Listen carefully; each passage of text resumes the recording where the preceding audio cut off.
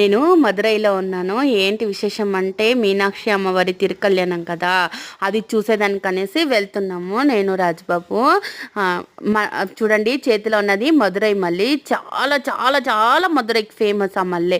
మన సైడు మూర ఇలా పెట్టిస్తారు కదా, చేతిలో అలతి పెట్టిస్తారు కదా, అక్కడ అలా ఇవ్వరు. 1 2 3 4 5 ఇటువైపు పువ్వుని అటువైపు పువ్వుని కూడా కౌంట్ చేసి ఇస్తారు. 10 పూలు 10 రూపాయలు, 20 పూలు 20 రూపాయలు, 100 రూపాయలు పూలు అంటే 100 పూలకు 100 రూపాయలు ఇచ్చేయాలి అక్కడ. అక్కడ అలానే అమ్ముతారు. చాలా విశేషం. ఈరోజు నేను మీనాక్షి అమ్మవారి తిరుకల్యాణం కాబట్టి వచ్చాను. ఫస్ట్ అమ్మవారి దర్శనం చేసుకుందామని. ఇంకా ఎల్లుండి అయితే వదలరు.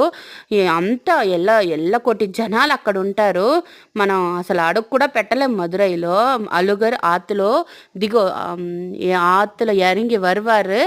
అది చూసేదానికి చాలా చాలా చాలా మదురైలో ఉన్న చుట్టుపక్కల గ్రామాలు, బయట గ్రామస్తులు కూడా, బయట దేశాలలో కూడా వచ్చేస్తారు. అంత ఇవి రద్దీ రష్.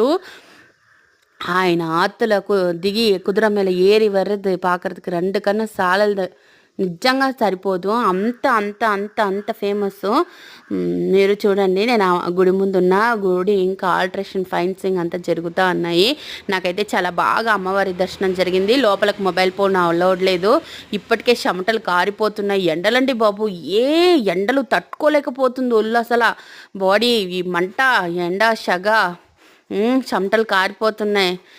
ఇంకా నేను రెడీ అయ్యి ఎల్లలో ప్లాన్ చేసుకున్న, ఆ ప్లాన్ అంతా జరగలేదు. ఎండ వల్ల మొత్తం డిస్టర్బ్ అయిపోయింది. సరే మనం వెళ్ళగానే ఫస్ట్ అమ్మవారిని దర్శనం చేసుకుంటామని వెళ్ళిపోయాము.